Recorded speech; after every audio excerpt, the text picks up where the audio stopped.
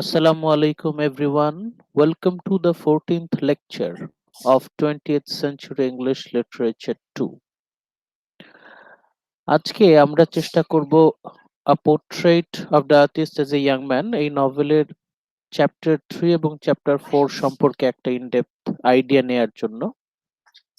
Let's start with chapter 3. শুরুতেই আমরা in connection with the last class আমরা last ক্লাসে যেখানে শেষ করেছিলাম যে Stephen she is started going to the prostitutes. Stephen সে প্রস্টিটিউটদের সাথে মেলামেশা শুরু করে। Stephen continues to see prostitutes and enters a period of deep confusion and spiritual paralysis. সে একটা সময় প্রস্টিটিউটদের সাথে মেলামেশায় অনেক বেশি অবসেসড হয়ে যায় এবং ওর মধ্যে একটা খুব ডিপ কনফিউশন সৃষ্টি হয়, যেহেতু ওর ফাউন্ডেশন স্পিরিচুয়াল ফাউন্ডেশনটা ক্যাথলিক রিলিজিয়নে, সেহেতু একটা সময় সে প্রবলভাবে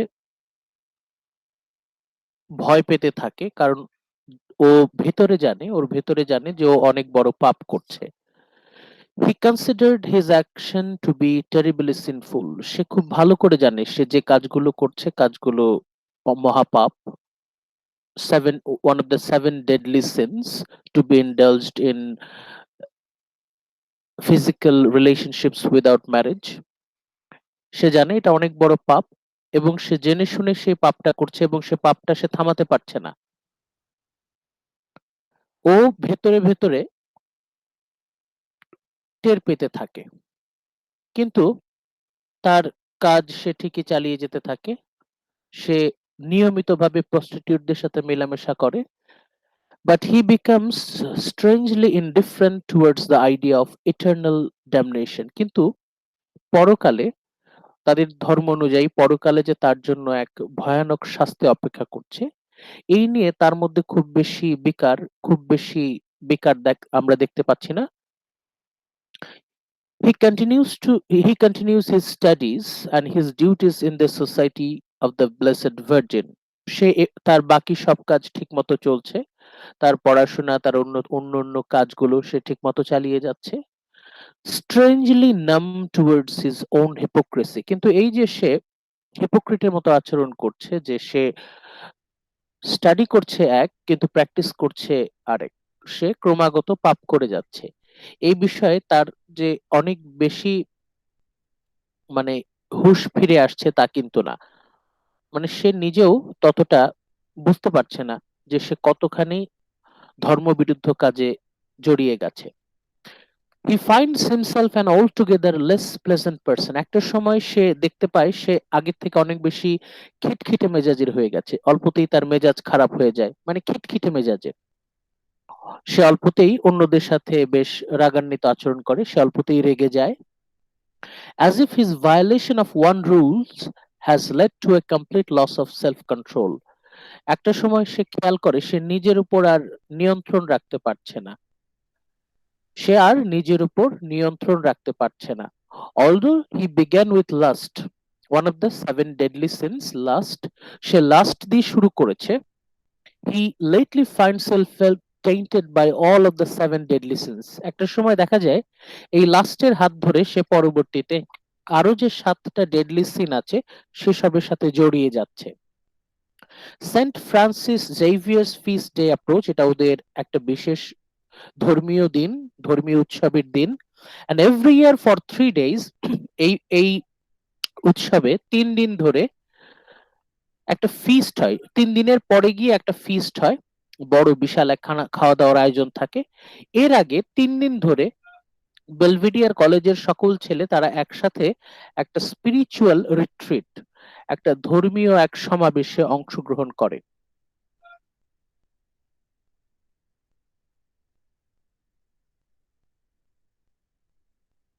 এখন এই যে ধর্ম সে পালন করছে, ধর্ম সে জাস্ট পালন করতে হয় সেজন্য পালন করছে, কিন্তু মন থেকে তার কিন্তু কোনো টান আসছে না।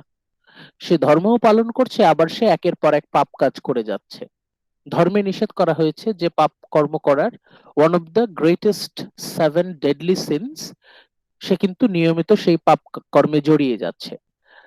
মানে সে, তার যে ধর্মকর্ম পালন এটা অনেকটাই যান্ত্রিক, মেকানিক্যাল, কিন্তু মনের থেকে তার কোনো টান কিন্তু সে অনুভব করছে না।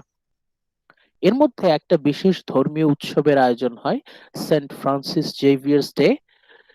এই উৎসবে 3 দিনের এক ধর্মীয় সভা অনুষ্ঠিত হবে। On each of the 3 days of the retreat, এই 3 দিনের প্রতিদিন, প্রত্যেক দিন Stephen hears a fiery sermon on the torments of hell. 3 দিনের প্রতিদিন একজন ফাদার, উনি নরক কতটা ভয়ঙ্কর, নরক কতটা যন্ত্রণাদায়ক সেই বর্ণনা দিতে থাকে।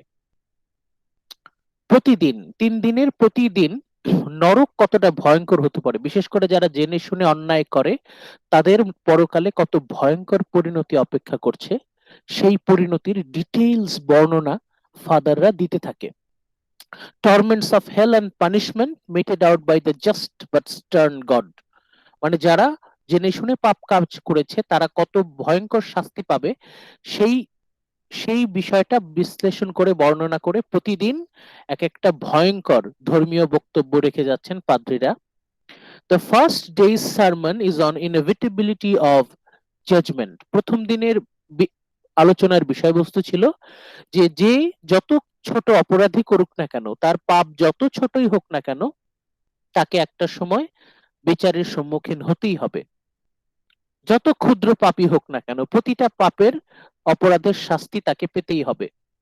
God who gave many opportunities for repentance during life, ঈশ্বর আমাদেরকে আমাদের জীবনে প্রচুর সুযোগ দেন পাপের প্রায়শ্চিত্ত করার, কিন্তু যে সেই সুযোগ কাজে লাগাতে পারলো না তাকে অবশ্যই প্রতিটা পাপের জন্য শাস্তি ভোগ করতে হবে। Will be transformed from God the merciful to God the just. যতক্ষণ মানুষ জীবিত থাকে ততক্ষণ পর্যন্ত গড, ঈশ্বর হচ্ছেন ক্ষমাশীল, কিন্তু মৃত্যুর সাথে সাথে গড হয়ে যাবেন গড দ্য জাস্ট। গড তখন ন্যায় বিচারক হয়ে যাবেন, যে যে অন্যায় করেছে সে অন্যায়ের শাস্তি সে পাবে। এখন স্টিফেনের অবস্থা তো বুঝতে পারছেন, সে তো জেনে শুনে পাপ কাজ করেই যাচ্ছে, পাপ করেই যাচ্ছে। তার মনের অবস্থা চিন্তা করতে পারেন, সে ভয়ে, প্রচন্ড ভয়ে কাঁপছে। Stephen is made sick with fear, সে মানে ভয়ে অসুস্থ হয়ে যায় এরকম অবস্থা। The sermon seems as though they were written specifically for him. Stephen যতই ভাষণ শুনছে ততই মনে হচ্ছে যে ফাদারেরা মনে হয় ওকে উদ্দেশ্য করেই স্পেশালি এই ভাষণগুলো দিচ্ছে। স্টিফেন, ওর মনে হতে থাকে যে এই প্রত্যেকটা ভাষণ যেন স্পেসিফিক্যালি ওকে উদ্দেশ্য করেই বলা, এবং সে ভয়ে প্রায় অসুস্থ হয়ে যাচ্ছে, প্রচন্ড ভয়ে সে কাঁপছে। He thinks about his sins, মানে তার মনের অবস্থা খুবই গুরুতর। সে চিন্তা করছে যে সে জেনে শুনে কত অন্যায় করেছে, কত পাপ করেছে। He thinks about his sins and too fearful to confess to God. এখন সে ঈশ্বরের কাছে কনফেস করতে, ওদের পাপ স্বীকার করতে সে ভয় পাচ্ছে। হু সিমস টু ফিয়ারসাম, এখন মানে এমনই ভয়ঙ্কর ভাষণ, এমনই ভয়ঙ্কর ওয়াজ, আমরা আমরা আমাদের আমাদের ধর্মে বলি ওয়াজ, এমনই ভয়ঙ্কর ওয়াজ সে শুনছে যে তার ভেতরে সে এখন প্রচন্ড ভয়। এখন সে কার কাছে ক্ষমা চাবে? গডের কাছে ক্ষমা চাবে, or the blessed virgin who seems to pure? সে তো আর মাদার ম্যারি, ব্লেসেড ভার্জিন, তার কাছে গিয়ে তো আর ক্ষমা চাইতে পারে না, সে তো খুবই পবিত্র। এখন পবিত্র তার কাছে গিয়ে তো আর সেই অন্যায়ের কথা সে বলতে পারে না। এখন সে কি করবে? স্টিফেন প্রচন্ড ভয়ে অস্থির হয়ে গেল। He imagines being brought back to God through Emma. এই ভাবতে ভাবতে হঠাৎ করে তার এমার কথা মনে হলো। এমা, যে মেয়েটার প্রতি তার ক্রাশ, এমার প্রতি তার প্রচন্ড প্যাশন, কিন্তু এই প্যাশন যতটা না রোমান্টিক তার থেকে বেশি রিলিজিয়াস লেভেলে। এমাকে চিন্তা করে তার একটু মানসিক শান্তি আসে। এমনিতে সে তো প্রচন্ড ভয়ে কাঁপছিল, এমার কথা চিন্তা করে তার মনে একটু শান্তি আসলো, এবং এমাকে কল্পনা করে সে কবিতা লেখার চেষ্টা করে। The girl to whom he tried to write a poem, she seems approachable enough. এখন স্টিফেন ভাবছে, ইস, এমার কাছে গিয়ে যদি সে কনফেস করতে পারতো, সে গডের কাছেও কনফেস করতে পারছে না, কারণ গড হচ্ছে অনেক বেশি মানে কঠিন ন্যায় বিচারক। ব্লেসেড ভার্জিন, তার কাছে গিয়েও সে কনফেস করতে পারছে না, কারণ সে তো টু পিওর, অনেক বেশি ইনোসেন্ট। সে এখন এমার কাছে যেতে যাচ্ছে। স্টিফেনের ইচ্ছা করছে সে এমার কাছে গিয়ে সে তার সমস্ত পাপ সে স্বীকার করবে। প্রথম দিন গেল। দ্বিতীয় দিন, দ্য সেকেন্ড ডে সারমন, দ্বিতীয় দিনের ওয়াজ, দ্বিতীয় দিনের ভাষণ, ধর্মীয় ভাষণ, is on the incredible physical torment of hell. এই দিন একদম ডিটেইল বর্ণনা, ফাদার আর্নল নামে একজন ফাদার, সে একদম ডিটেইলে বর্ণনা দিতে থাকে যে যারা জেনে শুনে অন্যায় করবে তারা কত ভয়ঙ্কর ভয়ঙ্কর সব শাস্তির সম্মুখীন হবে। ভয়ঙ্কর সব শাস্তির বর্ণনা ওই দিন স্টিফেন বসে বসে শুনছে। স্টিফেনের শুনতে শুনতে তার অবস্থা আগের দিনের থেকেও আরো বেশি কাহিল। Stephen feels that he must confess. Stephen এখন বুঝতে পারছে যে তার কোনো উপায় নাই, তাকে ক্ষমা চাইতেই হবে। But he is too ashamed to do so. কিন্তু সে কোন মুখে ক্ষমা চাবে? সে তো খুবই খুবই লজ্জিত। থার্ড ডে, এইভাবে তৃতীয় দিন আসলো। Third day sermon elaborates on hell's torture. নরকের যে শাস্তি, ভয়ঙ্কর শাস্তি, সেই শাস্তির আরো ডিটেইল বর্ণনা তৃতীয় দিন। The greatest of which is being cut off from the god. এর মধ্যে সবচেয়ে ভয়ঙ্কর শাস্তি হচ্ছে ঈশ্বরের সাথে সমস্ত সম্পর্ক ছেদ হয়ে যাবে। এমন ভয়ঙ্কর ভয়ঙ্কর সব শাস্তির কথা শোনার পর এখন স্টিফেন তো টিনেজ বয়, ছোট ছেলে। তার বয়স কত? 14, 13, 14, 14, 15, 14-15 বছরের একটা ছেলে। তার মনের অবস্থা চিন্তা করতে পারছেন? সে জেনে শুনে পাপ করেছে, এবং 3 দিন ধরে সে শুনেছে এই পাপের জন্য সে পরকালে কত ভয়ঙ্কর শাস্তি সে পাবে। সেই রাতে স্টিফেন ঘুমাতে পারছে না, ঘুমের মধ্যে ভয়ঙ্কর ভয়ঙ্কর দুঃস্বপ্ন দেখছে। Stephen has terrible nightmares about hell. এমনই ভয়ঙ্কর ভয়ঙ্কর সব স্বপ্ন, the dreams are so intense that he wakes and vomits. সে জেগে উঠে তার প্রায় বমি করে দেয়, এরকম অবস্থা। He searches for a church where he can go. সে খুঁজছে কোথায় একটা চার্চ আছে, কোথায় একটা চার্চ আছে, সে চার্চে গিয়ে ক্ষমা চাবে।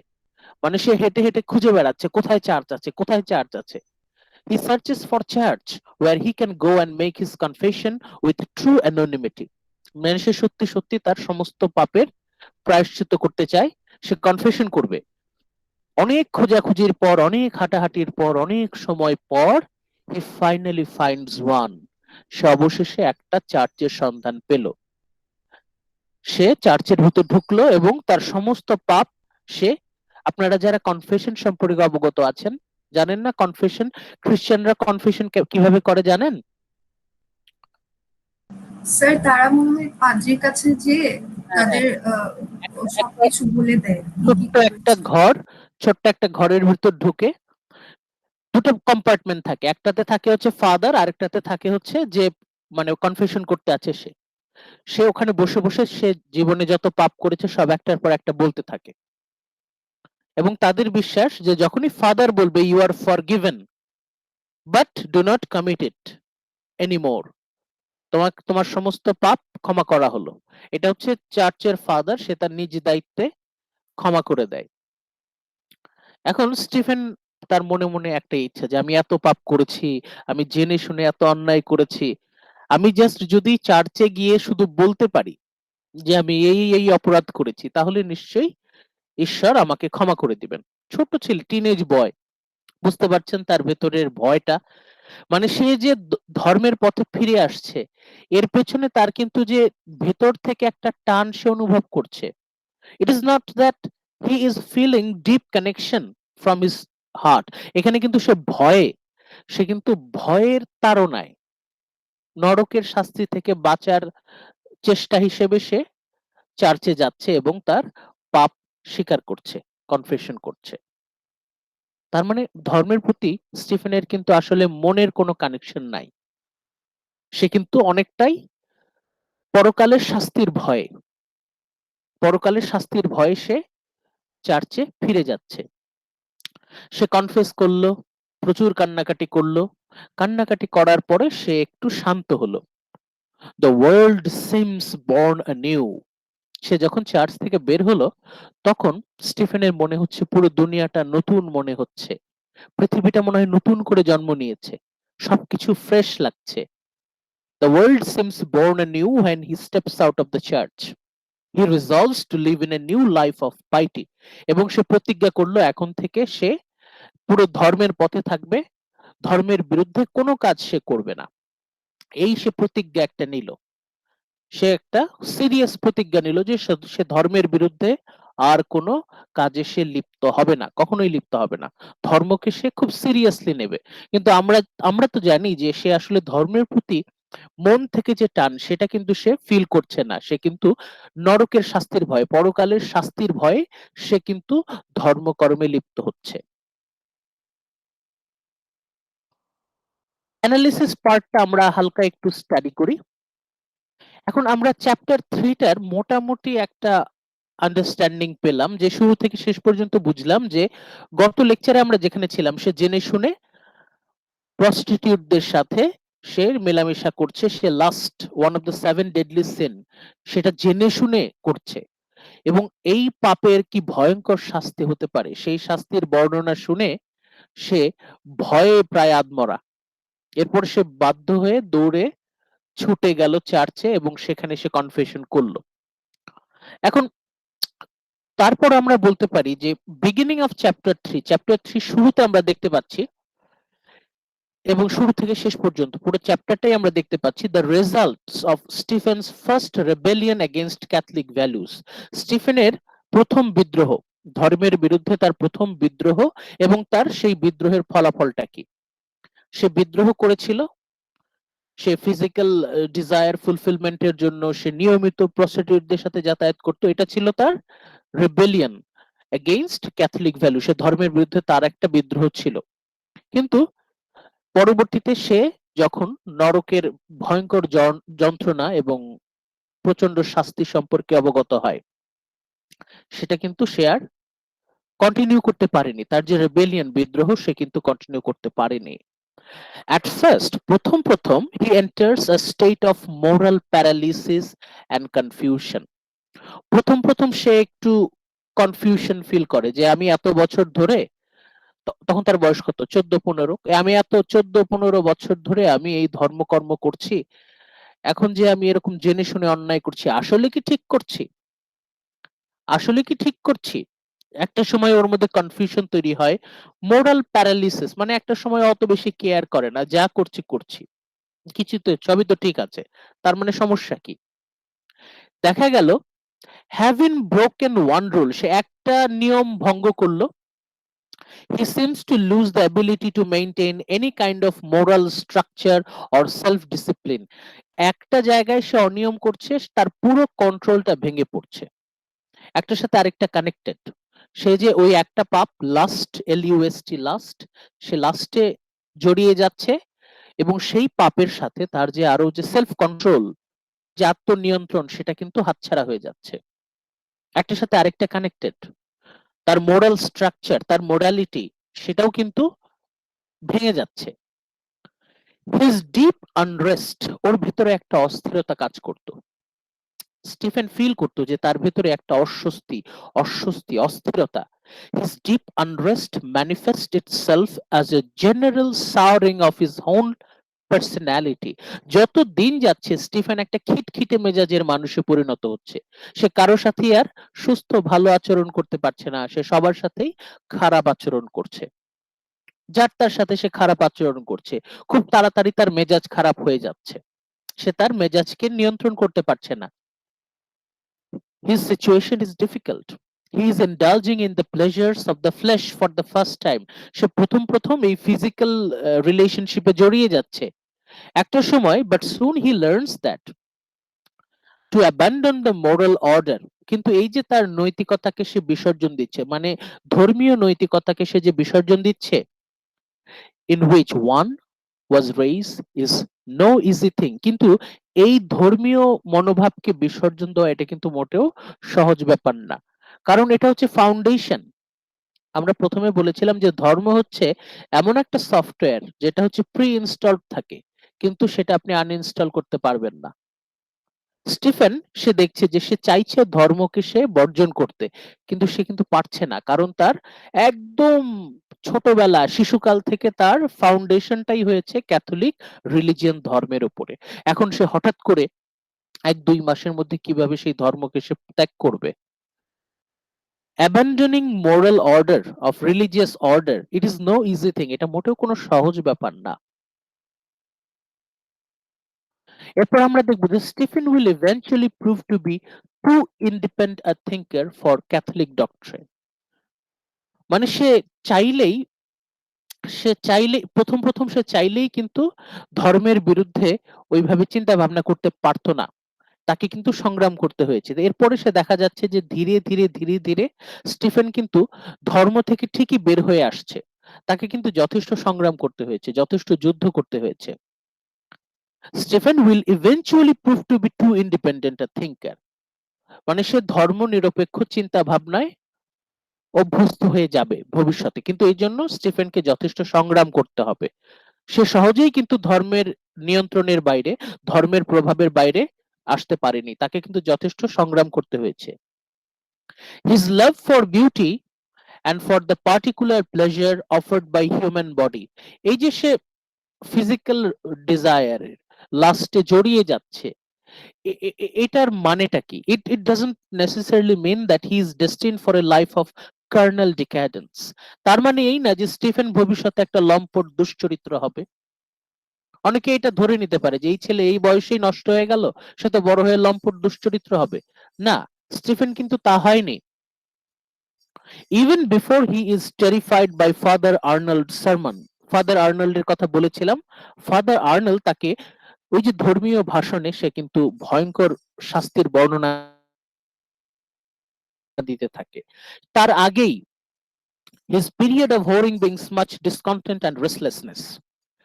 একটা সময় স্টিফেন কিন্তু নিজেই বিরক্ত হয়ে যায় প্রস্টিটিউটদের সাথে মেলামেশা করতে করতে। একটা সময় কিন্তু তার সেই যে মোহ, তার যে মোহ সেটা কিন্তু একটা সময় ভেঙে যায়। মানে সে নিজের থেকেই কিন্তু তার ওই এক্সট্রিম ডিভোশমেন্ট, তার এক্সট্রিম ফিজিক্যাল যে অবসেশন, সেটা থেকে কিন্তু সে নিজেই আস্তে আস্তে ফিরে আসে। সেই ফিরে আসাটাকে আরো ত্বরান্বিত করেছে হচ্ছে ফাদার আর্নলের সেই ভয়ঙ্কর ভাষণ, ধর্মীয় ভাষণ। দিস পিরিয়ড ফরশ্যাডোজ ডিফিকাল্টিজ, এটা হচ্ছে মানে ছায়া, একটা ভবিষ্যতের একটা ছায়া আমরা পাচ্ছি, যে ভবিষ্যতে সে এইরকম সমস্যায় আরো পড়বে, ভবিষ্যতে সে এরকম সমস্যায় আরো পড়বে। If and when he rejects the Catholic church and its teaching, পরবর্তীতে আমরা দেখব যে সে আবার ধর্মকে সে রিজেক্ট করবে, একটা সময় আবার সে পুনরায় ধর্মকে সে প্রত্যাখ্যান করবে। He will have to find a new ethical system on his own. এখন আপনি যদি ধর্মকে প্রত্যাখ্যান করেন, আপনাকে কিন্তু অন্যভাবে আপনার নৈতিকতাকে বজায় রাখতে হবে। সমাজের বেশিরভাগ মানুষ তারা নিজেরা নিজেদের নৈতিকতা বজায় রাখতে অক্ষম, তারা পারে না। এই জন্য তাদের প্রয়োজন ধর্মের একটা বিধিনিষেধ, ডিসিপ্লিন, ধর্মীয় শৃঙ্খলা থাকলে তারা কিন্তু তাদের নৈতিকতাটাকে মেনে চলতে পারে। কিন্তু দুঃখের ব্যাপার হচ্ছে সেটা কিন্তু সমাজের বেশিরভাগ মানুষই পারে না। সমাজের বেশিরভাগ মানুষকে সিস্টেমে ডিসিপ্লিন রাখার জন্য ধর্মের প্রয়োজন আছে। এখন স্টিফেন ফিল করছে যে সে যদি ধর্মকে ত্যাগ করতে চায়, তাহলে তার একটা নিজস্ব নৈতিক নৈতিক সিস্টেম, এথিক্যাল সিস্টেম দাঁড় করাতে হবে। মানে তার যে নৈতিকতা, এথিক্স, সেটা যেন কখনো নষ্ট না হয়। এই জন্য কিন্তু নিজের এথিক্স নিজেই সিস্টেমটা ক্রিয়েট করে নিতে হবে। ধর্ম হচ্ছে আমাদেরকে প্রিসেট, আগে থেকে তৈরি করা একটা সিস্টেম আমাদেরকে দিয়ে দেয়, আমরা শুধু সেটা পালন করি, এবং এটা আমাদেরকে হেল্প করে আমাদের নৈতিকতাটাকে মোটামুটি বজায় রাখতে। কিন্তু যখনই কেউ ধর্ম ত্যাগ করবে, তখন কিন্তু তার একটা নিজস্ব নীতি নৈতিকতার যে একটা পদ্ধতি, সেটা কিন্তু তৈরি করে নিতে হবে, নইলে কিন্তু সে হারায় যাবে, সে কিন্তু নৈতিকতা মেইনটেইন করতে পারবে না।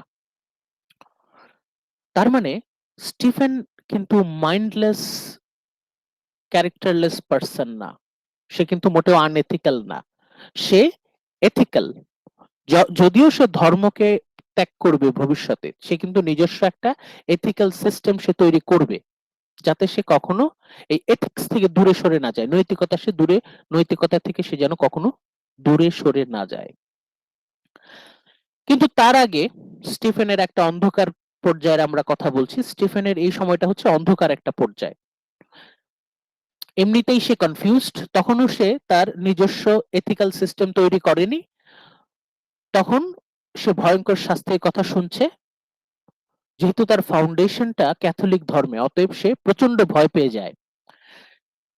সে প্রচন্ড ভয় পেয়ে যাচ্ছে যে সে জেনে শুনে অন্যায় করছে, ভবিষ্যতে পরকালে তার জন্য না জানি কত ভয়ঙ্কর সব শাস্তি অপেক্ষা করছে। ফাদার আর্নল্ডের ভাষণ শুনে তার অবস্থা খুবই খুবই শোচনীয়। His sense of being lost, এই যে সে ফিল করছে সে হারিয়ে গেছে। It is possible for father Arnold sermons to bring him back to church. এখন ফাদার আর্নল্ডের ওর যে ভাষণ, ধর্মীয় ভাষণ শুনে সে ভয়ে আবার ধর্মের পথে ফেরত আসছে। এটা কিন্তু নিজের থেকে না, সে কিন্তু ভয়ে ফিরে আসছে। সারমনস আর ভেরি ওয়েল রিটেন, খুব ভালো করে আপনারা যদি খেয়াল করেন ধর্মীয় ভাষণগুলো খুব সাবধানে এগুলো কিন্তু লেখা হয়, যাতে মানুষরা সেটাতে আকৃষ্ট হয়। And those are famous part of the novel. এখন এই নভেলের একটা গুরুত্বপূর্ণ পার্ট হচ্ছে এই ধর্মীয় ভাষণগুলো কিভাবে মানুষকে একদম মগজ ধোলাই করে দেয়।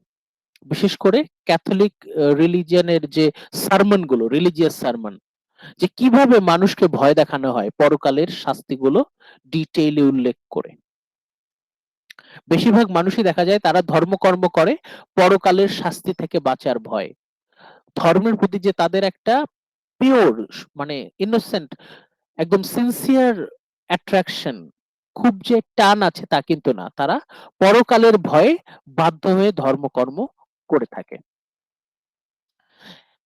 সারমন গুলো এমন ভাবে লেখা হয়, মানে ট্র্যাডিশনাল কনভেনশনাল রিলিজনে full of vivid imagery and sensual description. মানে আপনি ওয়াজগুলো শুনবেন, ধর্মীয় ভাষণগুলো শুনবেন, আর আপনার গায়ে কাঁটা দিয়ে উঠবে। এত ভয়ঙ্কর ভয়ঙ্কর সব শাস্তির বর্ণনা, আগুনের বর্ণনা দিবে, আপনি আগুনটা ফিল করবেন।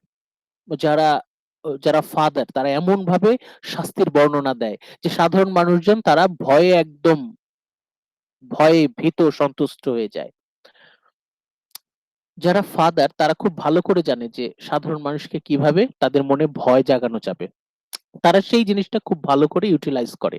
দে prey perfectly on Stephen's active imagination and sensitive nature. বিশেষ করে যারা বয়সে কম, টিনেজার, তাদেরকে যদি ভয় দেখানো যায় তাহলে কিন্তু তারা একদম ব্রেইন ওয়াশড হয়ে যাবে এবং ধর্মের পথে ফিরে আসবে। স্টিফেন তো খুবই সেন্সিটিভ, খুবই ইন্ট্রোভার্ট, তার কল্পনা শক্তি খুবই প্রখর। স্টিফেনকে যখন সেই ভয়ঙ্কর সব শাস্তির বর্ণনা দেওয়া হচ্ছে, স্টিফেন তো আরো বেশি ভালনারেবল, সে আরো বেশি ভয় পেয়ে যাচ্ছে। সাধারণ মানুষ যত না ভয় পায়, স্টিফেন আরো বেশি ভয় পাচ্ছে, কারণ ওর ইমাজিনেশন অনেক বেশি অ্যাক্টিভ, ও অনেক বেশি সেন্সিটিভ। সাধারণ মানুষ যতটা ভয় পায়, স্টিফেন তার থেকে বেশি ভয় পেয়ে যাচ্ছে। এমনই ভয় পেয়ে যায় যে Stephen he is unable at this point to assert his independence from religion. এখন সেই ভাষণ শুনে সে আর ধর্মের বিরুদ্ধে কোনো কথা বলার সাহস পাচ্ছে না। In which he has been raised, সে তো এই ধর্মেই বড় হয়েছে। ফিয়ার ড্রাইভস হিম ব্যাক, সে ভয়ের তাড়নায়, সে ভয়ের চোটে সে আবার ধর্মের পথে ফিরে আসে। বারবার এই কথাটাই বলছি যে সে কিন্তু, মানে মনের টান নাই ধর্মের প্রতি তার কোনো, সে কিন্তু নরকের ভয়, পরকাল, হেল হেল টর্চারের ভয় সে কিন্তু ধর্মের পথে ফিরে আসছে। এটা কিন্তু মানে পিওর ইন্টেনশন না, এটা কিন্তু জাস্ট যথাযথ একটা ইন্টেনশন না। একটা সময় ভয় কিন্তু কমে যায়। মানুষ, আমাদের মনটা এরকম যে যত ভয়ঙ্কর ভয়ই থাকুক সেই ভয়টা এক সময় কেটে যায়। তার মানে স্টিফেনের যে পরকালের প্রতি ভয়, এটা এক সময় কেটে যাবে এবং সে আবার ধর্ম থেকে আবার অন্য পথে চলে যাবে। The themes of independence and entrapment by Ireland are central to chapter 3. এখন এই যে ধর্ম, এটা হচ্ছে মেটাফোর টু আয়ারল্যান্ড। আয়ারল্যান্ডে যেমন কেউ চাইলেই স্বাধীন থাকতে পারতো না, কেউই স্বাধীন ছিল না, তাকে কোনো না কোনো ভাবে পরাধীন থাকতে হতো। ধর্মও সেরকম, ধর্ম থেকে কেউ স্বাধীন থাকতে পারে না, তাকে একটা সময় না একটা সময় ধর্মের কাছে আত্মসমর্পণ করতেই হবে। যতই কেউ স্বাধীন থাকতে চাক না কেন, তাকে সেই ফাঁদে পা দিতেই হবে। The theme of independence and entrapment. Independence মানে স্বাধীনতা, এনট্র্যাপমেন্ট মানে কি, মানে ফাঁদে পা দেয়া। স্টিফেন বারবার চেষ্টা করছে স্বাধীন থাকার জন্য, কিন্তু সে ফাঁদে পা দিচ্ছে। We see Stephen's first revolt, স্টিফেনের যে প্রথম বিদ্রোহটা, ধর্মের বিরুদ্ধে তার প্রথম বিদ্রোহটা, সে যখন প্রস্টিটিউটদের সাথে মেলামেশা শুরু করে, এটা ছিল স্টিফেনের প্রথম বিদ্রোহ। And his subsequent repentance and return, এরপরে সে সে কিন্তু নরকের ভয়ে সে কনফেশন করে, সে তার পাপ স্বীকার করে এবং আবার ধর্মের পথে ফিরে আসে। আগে সে যতটা না ধার্মিক ছিল, এখন তার থেকে আরো দ্বিগুণ তীব্র মানে মনোযোগে সে আবার ধর্মের পথে ফিরে আসে। এখন এই বিষয়টা কিন্তু জোর করে, এটা কিন্তু ন্যাচারাল ছিল না। জোর করে যদি কোনো কিছু করা হয় সেটা কিন্তু চিরস্থায়ী দীর্ঘস্থায়ী হয় না। আমরাও জানি যে এই যে ফিরে আসছে নরকের ভয়ে স্টিফেন, ভয়ে সে ধর্মের পথে ফিরে আসছে, এটা কিন্তু দীর্ঘস্থায়ী হবে না। আমরা চ্যাপ্টার 4-এ যাই। আমি রিকোয়েস্ট করব আয়েশা আক্তার, দেখতে পাচ্ছেন আয়েশা? জি স্যার। পড়েন তো।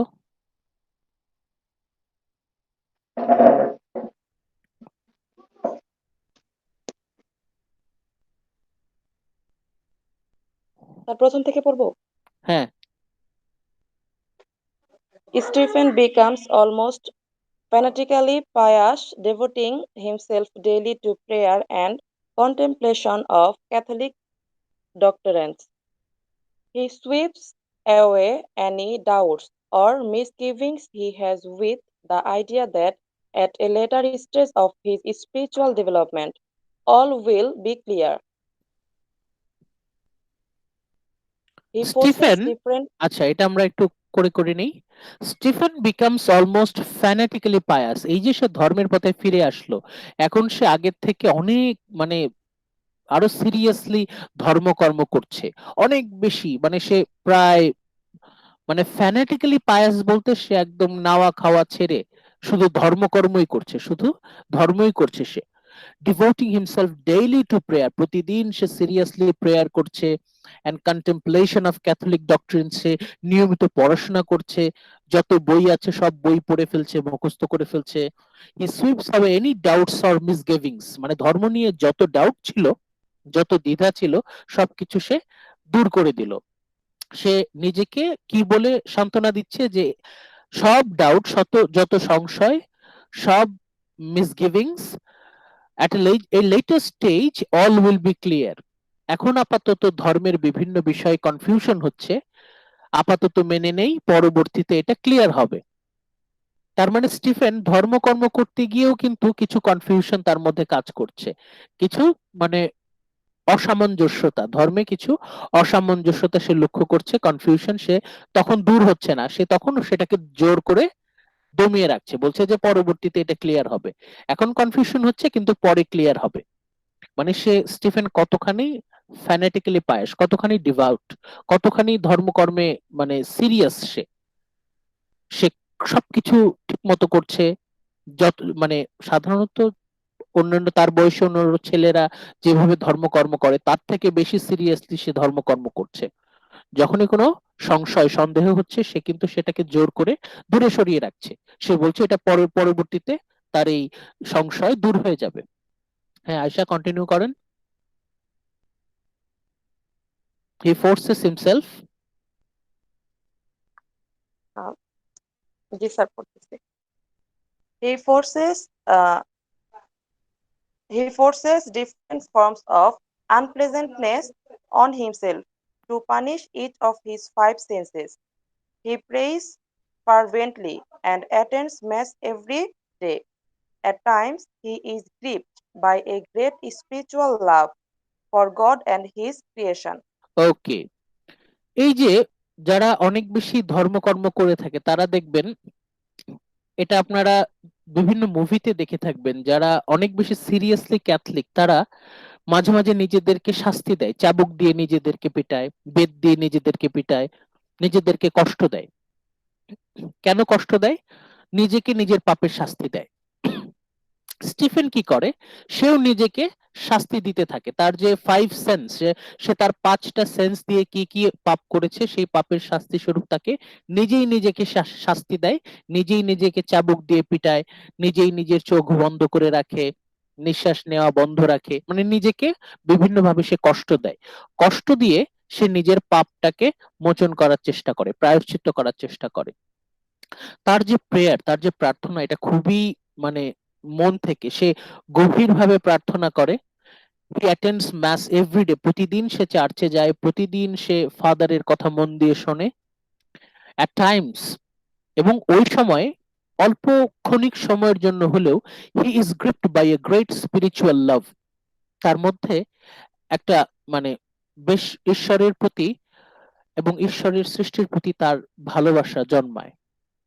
হি is gripped by a great spiritual love for God and his creation, মানে কিছুক্ষণের জন্য, মানে সাময়িক হলেও তার ঈশ্বরের প্রতি এবং ঈশ্বরের সৃষ্টির প্রতি একটা গভীর ভালোবাসা, মমতার জন্ম নেয়, কিন্তু সেটা সাময়িক। But before long, but before long Stephen's old independence begins to reassert himself. কিন্তু স্টিফেনের ভিতরে যে স্বাধীনতাকামী মানুষটা, সে কিন্তু একটা সময় ঠিকই আবার জেগে উঠবে। যে মানুষটাকে সে জোর করে ঘুম পাড়িয়ে রেখেছে, স্টিফেন কিন্তু জোর করে তার যে স্বাধীনতা পাওয়ার ইচ্ছে সেটাকে কিন্তু সে ঘুম পাড়িয়ে রেখেছে। একটা সময় তো সে জেগে উঠবে জোর করে। আর ধর্মের পথে নিজেকে কতদিন আর বেঁধে রাখা যাবে? He finds it difficult to maintain a state of saintly serenity. সে মাঝে মাঝে শান্তি পায়, ধর্মীয় কাজ করে, ধর্মকর্ম করে সে শান্তি পায়, কিন্তু সেই শান্তিটাকে টিকিয়ে রাখাটা একটু মুশকিল। He finds it difficult to maintain a state of saintly serenity, মানে এই শান্তি, মনের শান্ত ধীরস্থির অবস্থা, এটা বেশিক্ষণ ধরে রাখা যাচ্ছে না। If anything, his various methods of self discipline make him more irritable. যত দিন যাচ্ছে স্টিফেন আরো বেশি খিটখিটে মেজাজের হয়ে যাচ্ছে। এমনিতে তো সে, আগে আমরা দেখেছি যে সে আরো খিটখিটে মেজাজের, এমনিতে আরো যত দিন যাচ্ছে স্টিফেন আরো বেশি খিটখিটে মেজাজের হয়ে যাচ্ছে। সে আর তার মেজাজকে নিয়ন্ত্রণ করতে পারছে না। হি does not grow more charitable or kind. Sir, হ্যাঁ বলো। মেজাজটাকে কি নিয়ন্ত্রণ করতে পারছে না, কারণ তার যে নিজের স্বাধীনতা আছে সেটাকে আটকে রাখতে হচ্ছে এই জন্য। হ্যাঁ, সে তো সে তো তার যে ন্যাচারাল, তার যে প্রাকৃতিক যে ইম্পালস, সেটাকে তো সে মানে সায় দিতে পারছে না। তার মন যা চাচ্ছে সে তো তা করছে না। সে জোর করে তার মনটাকে ধর্মের পথে নিয়ে আসছে, মনটাকে সে বেঁধে রেখেছে। তার মন যা চায় সে তো তা করতে পারছে না, সে নিজের উপর অত্যাচার করছে না। এটা তো psychological torture, psychological and emotional torture. এবং এই জন্য সে মনে মনে অনেক বেশি খিটখিটে মেজাজের হয়ে যাচ্ছে। ধর্ম ধর্ম যারা করে তাদের একটু দয়ালু হতে হয় না? এখন স্টিফেন দেখলো যে সে মোটেও দয়ালু কেউ না। He is not charitable or kind. তার ফ্যামিলির মানুষদের প্রতি সে বাজে আচরণ করছে, তার বন্ধুদের সাথে সে বাজে আচরণ করছে। মানে একটা সময় স্টিফেন নিজেই বলছে যে আচ্ছা, আমি আমার পরিবারের সদস্যদের সাথে এত খারাপ আচরণ কেন করছি? আমি না ধর্মকর্ম করি, আমি না ধার্মিক? ধার্মিকরা তো মানুষের সাথে খারাপ আচরণ করে না। আমি কেন আমার পরিবারের মানুষদের সাথে, আমার মা বাবা ভাই বোনদের সাথে খারাপ আচরণ করছি? আমি কেন আমার বন্ধুদের সাথে খারাপ আচরণ করছি? He thinks of the various clergyman he knows. সে তখন দেখলো যে আচ্ছা, আরো যারা ফাদার আছে, আরো যারা চার্চে নিয়োজিত ধর্মকাজে, তাদেরকে একটু দেখি। সে সবাইকে লক্ষ্য করলো। How they seem just as subject to human pettiness and irritability as everyone else. তখন স্টিফেন খুব অবাক হয়ে লক্ষ্য করলো যে তারা যে একটা শান্ত সৌম্য একটা ছবি নিয়ে থাকে, এটা শুধু বাইরে, ভেতরে তারা সবাই অস্থির, তারা সবাই খিটখিটে মেজাজের।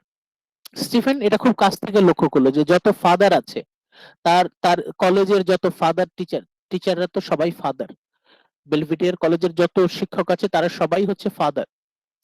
সবাই বাইরে বাইরে শান্ত, বাইরে বাইরে ধীরস্থির, কিন্তু ভেতরে ভেতরে সবাই অস্থির, সবাই খিটখিটে মেজাজের, সবাই অস্থির, রেস্টলেসনেস আছে তাদের মধ্যে। স্টিফেন একটা জিনিস অবাক হয়ে লক্ষ্য করলো, আচ্ছা ধর্মকর্ম পালন করার পরেও এদের মনের মধ্যে কোনো শান্তি নাই।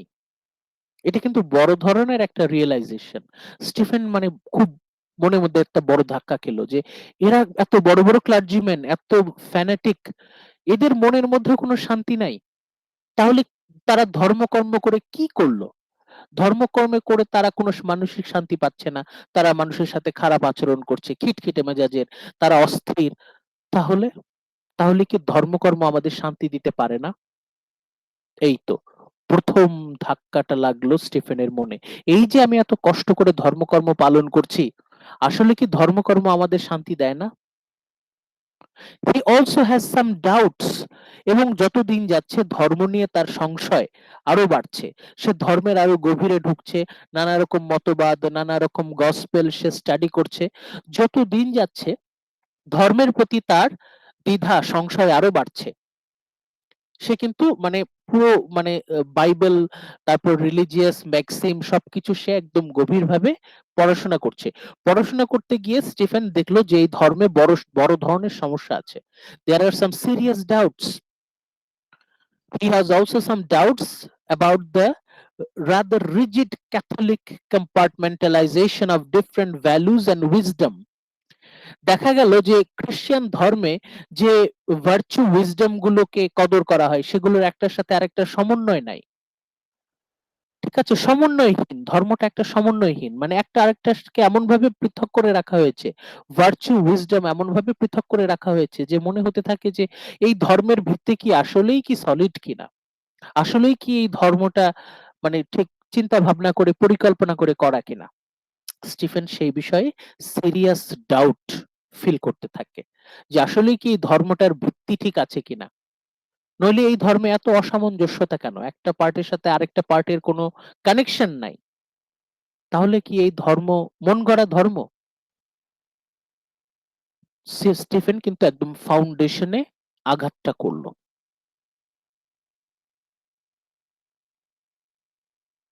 ওকে,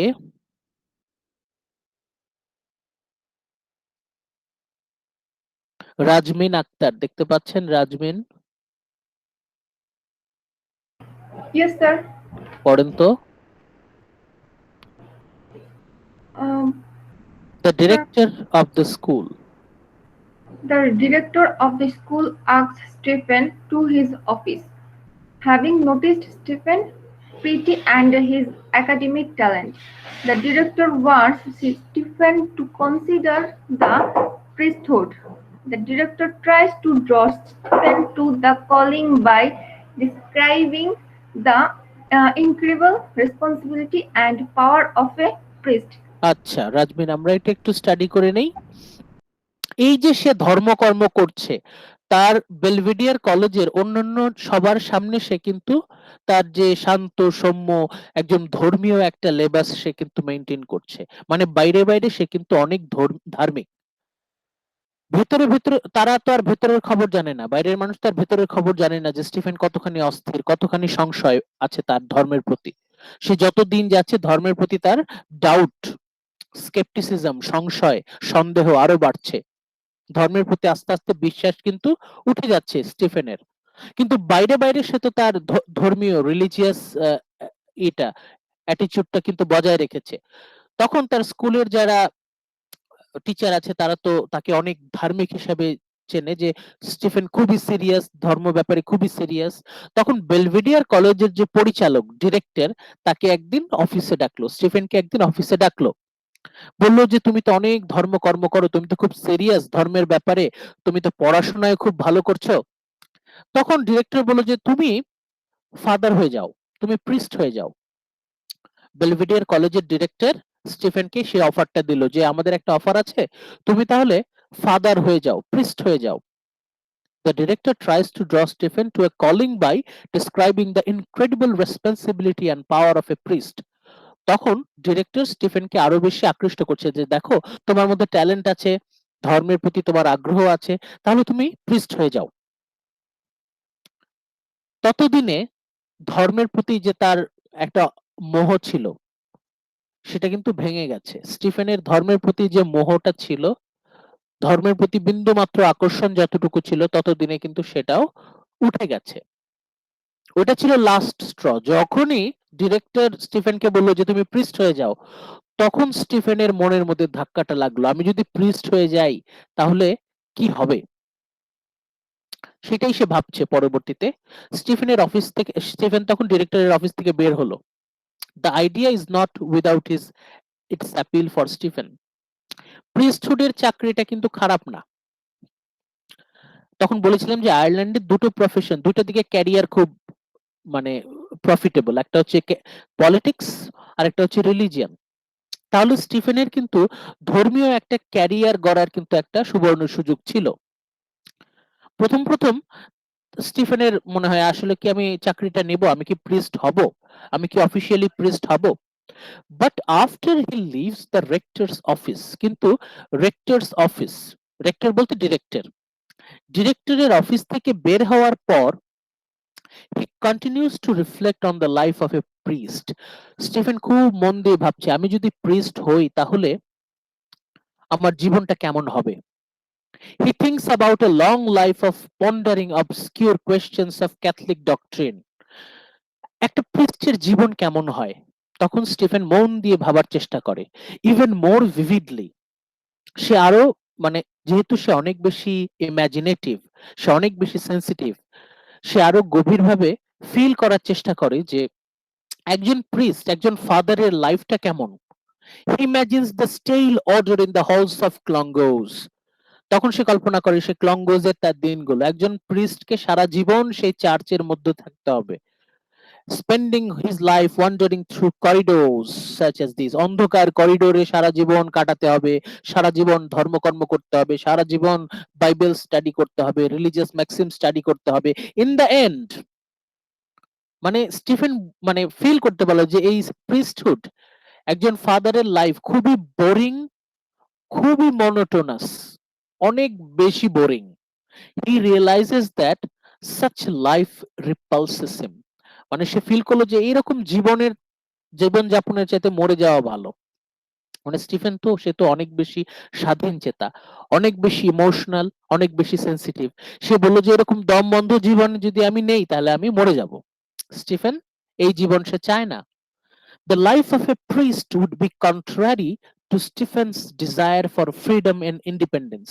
স্টিফেন সারা জীবন সে ফ্রি, মুক্ত থাকতে চেয়েছে, সে স্বাধীন থাকতে চেয়েছে। He craved independence. On the way home, বাড়ি ফিরতে ফিরতে he sees a tidy shrine to Virgin Mary. ম্যারির উদ্দেশ্যে দেখে খুব সাজানো গোছানো একটা মন্দিরের মতো আছে। সে তখন মন্দিরের কাছে যায়। Walking in a lane that leads to his home, সেখানে তার কেমন যেন দম বন্ধ লাগে, সবকিছু তার কাছে কৃত্রিম মনে হয়, নকল মনে হয়, কেমন একটা ক্লস্ট্রোফোবিক, একটা দম বন্ধ একটা পরিস্থিতি। খুবই সাজানো গোছানো টিপটপ, কিন্তু তার মধ্যে একটা দম বন্ধ ব্যাপার আছে, কেমন একটা অস্বস্তিকর ব্যাপার আছে। সে তখন ওই ভার্জিন ম্যারির মন্দির থেকে আস্তে আস্তে হেঁটে হেঁটে বাড়ি যাচ্ছে। Walking in a lane that leads to his home, he notices that সে খুব অবাক হয়ে লক্ষ্য করলো the faint smell of rotting cabbages, বাঁধাকপি পচে যাচ্ছে, বাঁধাকপি রাস্তায় ফেলে দিয়েছে, বাঁধাকপি পচার যে গন্ধ, coming from the kitchen gardens down by the river. সে ফিল করলো এই যে বাঁধাকপি পচার গন্ধ, এই গন্ধটা তাকে বেশি আকর্ষণ করছে। চার্চের যে গন্ধ, সেই গন্ধের চাইতে বাঁধাকপি পচার যে গন্ধ তাকে বেশি আকর্ষণ করছে। মানে কি? এর মানে হচ্ছে স্টিফেন এই নিরস, মনোটোনাস, ইনসিপিড, ডাল এন্ড ড্রিয়ারি এই প্রিস্টহুড লাইফ সে মোটেও চায় না। সে সাধারণ জীবন যাপন করতে চায়, সে স্বাধীন থাকতে চায়, মুক্ত থাকতে চায়। কিন্তু একজন প্রিস্ট হয়ে গেলে সে কখনোই স্বাধীন থাকতে পারবে না, মুক্ত থাকতে পারবে না।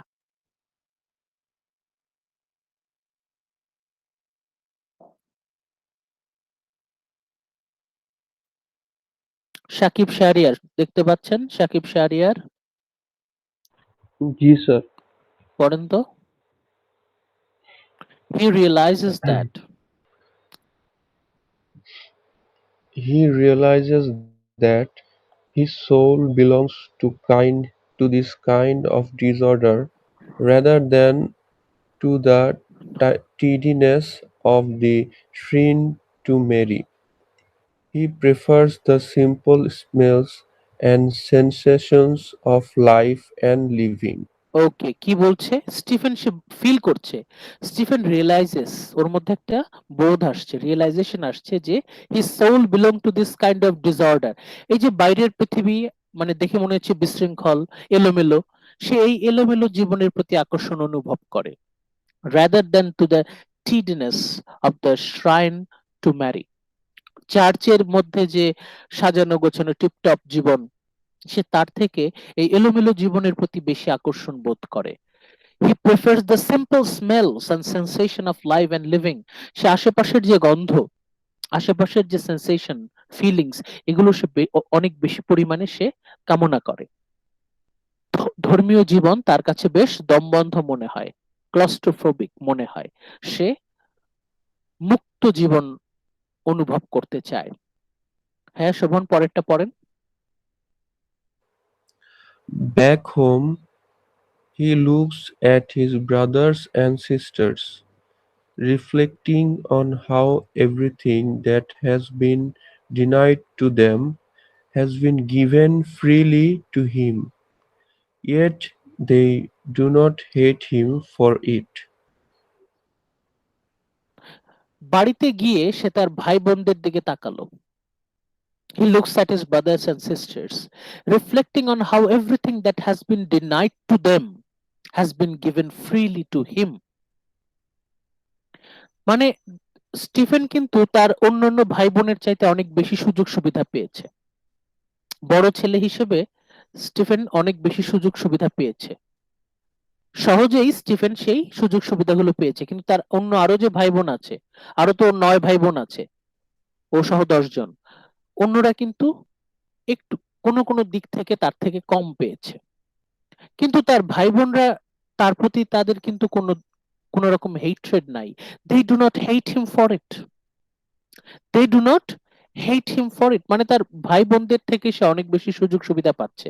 তার ভাই বোনের তার প্রতি একটা জেলাস অ্যাটিটিউড থাকার কথা না, একটা হেটফুল অ্যাটিটিউড থাকার কথা না, কিন্তু দেখা গেল যে তার ভাই বোনরা তাকে অনেক বেশি আদর করে, তার প্রতি তাদের কোনো অভিযোগ নাই। উই লার্ন দ্যাট, ওই সময় আমরা লক্ষ্য করলাম যে Daedalus family will be moving again. এমনিতে তো ওদের ফ্যামিলির ইকোনমিক কন্ডিশন দিনকে দিন আরো খারাপ হচ্ছে, যত দিন যাচ্ছে তারা আরো সস্তা এলাকায় মুভ করছে, কারণ তাদের পারিবারিক আর্থিক অবস্থা খুবই সংকটাপন্ন। Dedalus family will be moving again, আবার তারা মুভ করবে। No doubt because of another blunder of Stephen's father. স্টিফেনের বাবা ব্যবসায় লস খেয়েছে, বড় ধরনের লস, এবং সেই লসের কারণে তারা তাদের এই বাড়ি ছেড়ে অন্য আরেকটা এলাকায় চলে যাচ্ছে। The children begin to Singh. কিন্তু পরিবারের ছোট বাচ্চারা তো তারা এই জটিলতা সম্পর্কে জানে না, তারা তাদের মতো করে আনন্দ করছে। ছোট বাচ্চারা আনন্দ করছে, গান গাইছে। and behind the hope and innocence of their voice, ওরা যখন গান গাইছে তখন আবারও আমরা জেমস জয়েস সেই যে stream of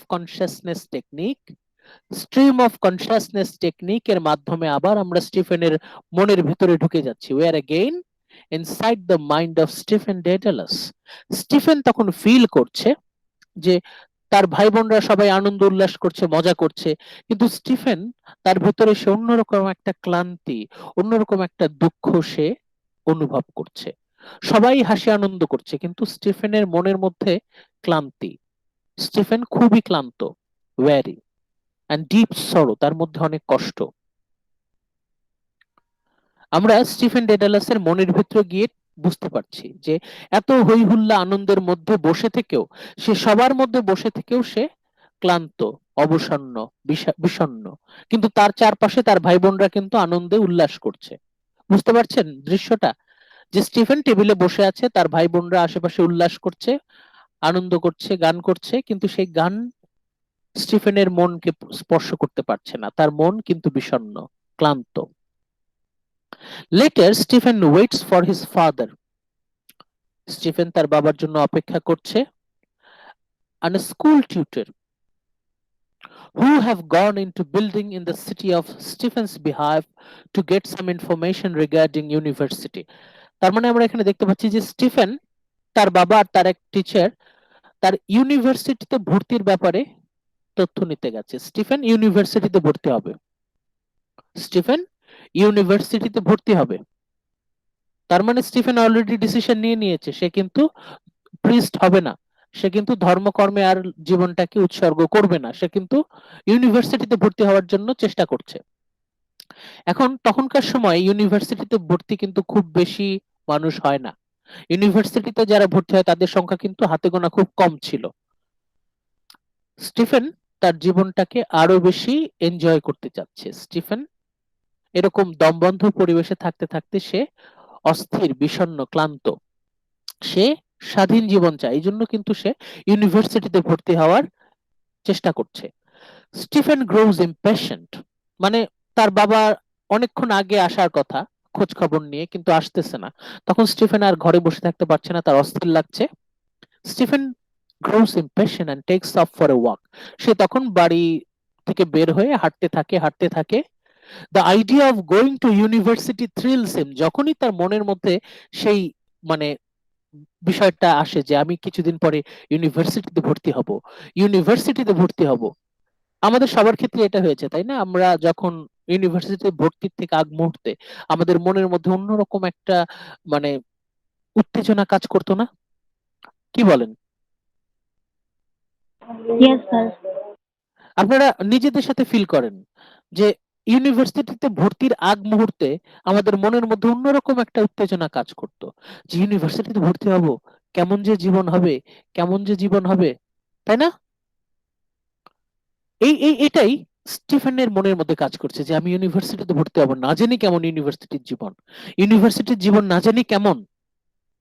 The idea of going to university thrills him, although he is not sure yet what his calling is. কিন্তু তখনকার সময় ইউনিভার্সিটিতে ভর্তি হলে একটা কলিং, একটা ডিসিপ্লিনে যেতে হতো, যে তুমি ইউনিভার্সিটিতে কি পড়বে, কোন সাবজেক্টে পড়বে। এখনো স্টিফেন জানে না সে ইউনিভার্সিটিতে কোন বিষয়ে পড়াশোনা করবে, সে এখনো শিওর না। সে ইউনিভার্সিটিতে ভর্তি হবে, কিন্তু কোন বিষয়ে পড়াশোনা করবে এটা এখনো সে শিওর না। He encounters some of school chums. এর মধ্যে তার স্কুলের কয়েকজন বন্ধুর সাথে তার দেখা হয়, হু আর সুইমিং ইন দ্য সি, তারা সমুদ্রে সাঁতার কাটছে। তার মানে স্টিফেনের বাড়ি হচ্ছে সমুদ্রের কাছাকাছি। স্কুলের বন্ধুরা তারা রাত্রিবেলা বেশ হই হই করে আনন্দ করে সমুদ্রে সাঁতার কাটছে। The sight of their spindly teenage body makes him somewhat anxious. কিন্তু তাদের খালি গা, তারা সমুদ্রে সাঁতার কাটছে, এটা দেখে তার কেমন যেন একটা মানে অস্বস্তি অনুভব হচ্ছে। কেন? Reminding him of his discomfort with his own half grown body.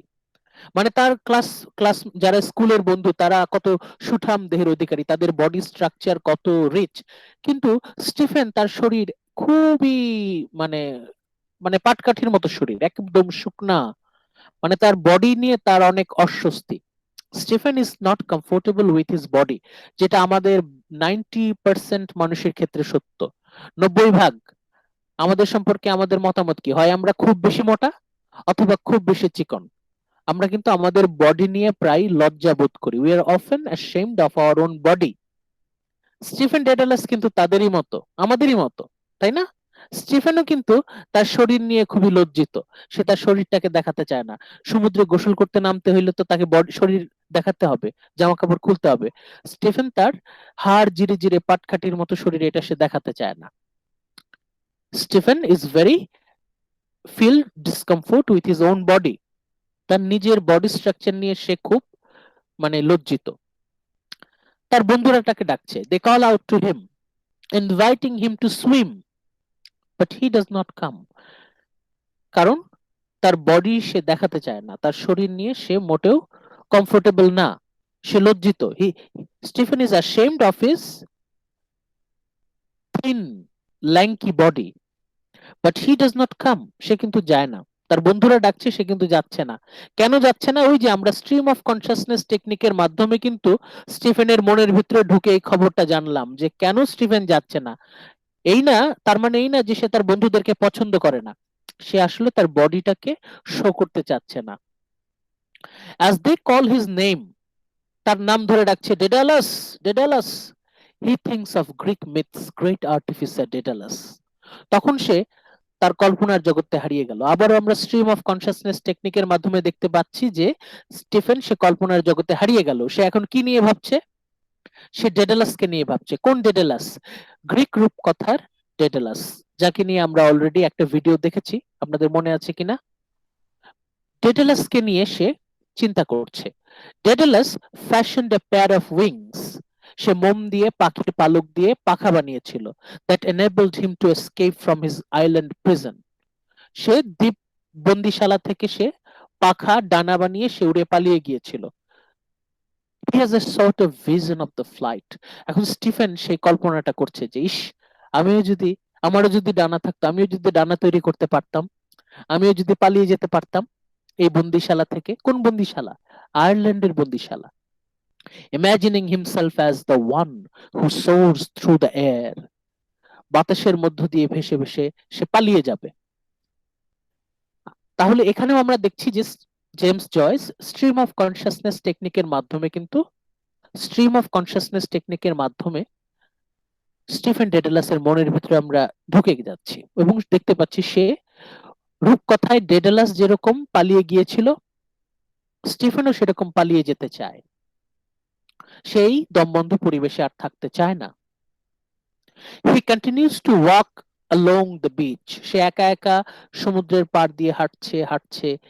হঠাৎ করে he comes across a beautiful girl.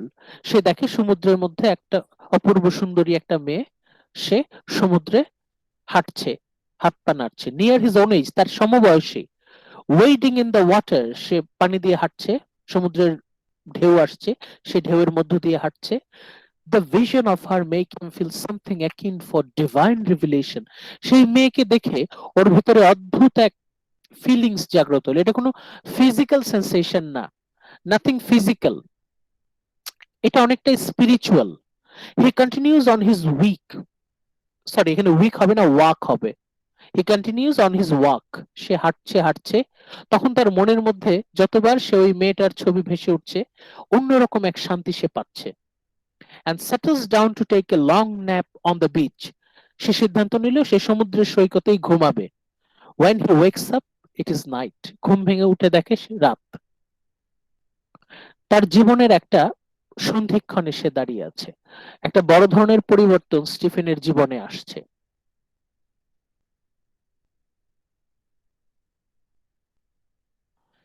এখানে আপনারা এতক্ষণ আমরা যে সামারিটা পড়লাম তার অ্যানালিসিস আপনারা দেখবেন কিভাবে সে ধর্মের পথ থেকে আবার ফিরে আসছে। সে যতটা সিরিয়াসলি ধর্মের পথে ফিরে এসেছিল, আবার সে ধর্ম থেকে বিমুখ হচ্ছে, ধর্মকে ত্যাগ করছে সে ধীরে ধীরে। এবং পরবর্তীতে আমরা যখন দেখতে পাচ্ছি যে তার পাশের যে নোংরা পরিবেশ, যে নানা রকম দুর্গন্ধ, এই বিশৃঙ্খলা তাকে আকর্ষণ করে। চার্চের জীবনটাকে সে মোটেও সহ্য করতে পারছে না। সে যে প্রিস্ট হবে, সেই প্রিস্ট হওয়ার কথা মাথায় আসলেই স্টিফেন অস্বস্তি বোধ করে।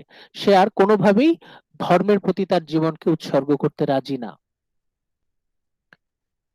এরপরে যে পয়েন্টটা আমরা একটু ভালো করে মাথায় রাখবো সেটা হচ্ছে আমাদের এই 14 নম্বর স্লাইডের লাস্ট পয়েন্টটা দেখেন। The sight of other boys reminds him of how embarrassed he is by his own half grown body. Stephen তার শরীর নিয়ে যথেষ্ট লজ্জিত। This moment reminds us Stephen's growth is incomplete. এখানে আমরা বুঝতে পারি যে স্টিফেন তার যে মানসিক যে গঠন সেটাও ইনকমপ্লিট, স্টিফেনের ফিজিক্যাল গ্রোথ সেটাও incomplete. Stephen's incomplete body is metaphor to his incomplete mind. স্টিফেনের শরীরটা অসম্পূর্ণ, তার শরীরের গঠন ঠিকমতো হচ্ছে না, যেহেতু শরীরের সাথে মন কানেক্টেড। মানে এখানে জয়েস বোঝাতে চাচ্ছেন যে স্টিফেনের শরীর যেমন ঠিকমতো গঠন হয়নি, স্টিফেনের মনটাও ওইভাবে গঠন হয়নি। স্টিফেনের যে overall growth incomplete, both physically and spiritually. তার শারীরিক এবং স্পিরিচুয়াল দুই দিক থেকেই স্টিফেন হচ্ছে ইনকমপ্লিট, তার গ্রোথটা ঠিক মতো হয়নি। Though drawn to the sensual and the physical, shame still manages to stick him at unexpected times. মানে সে বারবার নিজের শরীরের প্রতি খুবই লজ্জিত বোধ করে। শুধু নিজের শরীর না, তার নিজের মন, তার স্পিরিচুয়ালিটি, এটা নিয়েও সে লজ্জিত। সে কখনোই কমফোর্টেবল হতে পারে না। এরপরে স্টিফেনের নাম, সিম্বলিজম অফ স্টিফেন্স নেম, এটা এখান থেকে আপনারা পাবেন, এখান থেকে আপনারা পড়বেন। ডেডালাসকে নিয়ে সে কি ভাবছে, ডেডালাস কিভাবে পালিয়ে গিয়েছিল, ঠিক সেইভাবে স্টিফেনও পালাতে চাচ্ছে। এরপর সে যখন সমুদ্রের তীরে মেয়েটাকে দেখলো, একটা specific girl, the girl wedding in the ocean, মেয়েটা সমুদ্রের পানিতে খেলা করছিল। The girl wedding in the ocean water gives Stephen a revelation of great strength. সেটা দেখার পর স্টিফেনের ভেতরে একটা অন্যরকম শান্তি, অন্যরকম একটা আনন্দ ভর করলো। এটা আমরা বলেছি, এটা কিন্তু নট ফিজিক্যাল সেন্সেশন, শারীরিক কোনো ব্যাপার না, এটা হচ্ছে মানসিক, স্পিরিচুয়াল। মেয়েটাকে দেখার পর তার ভেতরে একটা অন্যরকম শান্তি অনুভব সে করছে। In looking at her beauty he feels an outburst of profane joy. Profane because in the Catholicism Stephen's upbringing, মানে কোনো মেয়ের শরীরের দিকে এভাবে তাকানোটা ধর্মের বিরুদ্ধে, কিন্তু এটার বিরুদ্ধে কোনো ফিজিক্যাল ব্যাপার নেই, এটা টোটালি হচ্ছে স্পিরিচুয়াল। স্টিফেনের যে আত্মিক রিয়াকশন, মানে spiritual reaction to girls physical beauty is alien, মানে সে অন্যরকম শান্তি, অন্যরকম একটা শক্তি ওর ভেতরে সে অনুভব করছে। He realises that his fate is to live, মানে তার ফিল হতে থাকে যে আমি আমার লাইফ আমি আমার নিজের ইচ্ছা মতো কাটাবো। আমি ভুল করব, ভুল করি, টু এর টু ফল, আমি ভুল করব, আমি হয়তো নিচে হোঁচট খেয়ে পড়ে যাব, আমি হয়তো হেরে যাব, কিন্তু আমি একটা সময় উঠে দাঁড়াবো, টু ট্রায়াম, আমি জিতে যাব, to create the life out of life, আমি আমার জীবনটাকে ইচ্ছা মতো এনজয় করব। আমি আর কোনো নিয়ম কানুনে বাধা ধরা থাকবো না, আমি আমার জীবনটাকে আমি আমার ইচ্ছা মতো উপভোগ করব।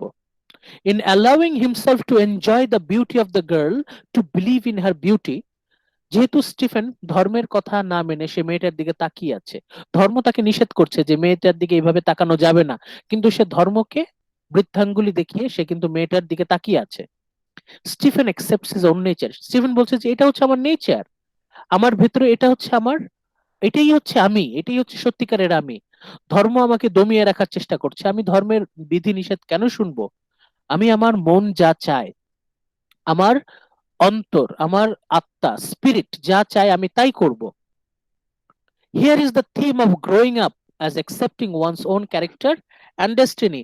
আমি আমার যে ঘাটতি, ল্যাকিংস, লিমিটেশন সম্পর্কে জানি, কিন্তু আমি আমার লাইফটাকে পুরোপুরি এনজয় করতে চাই।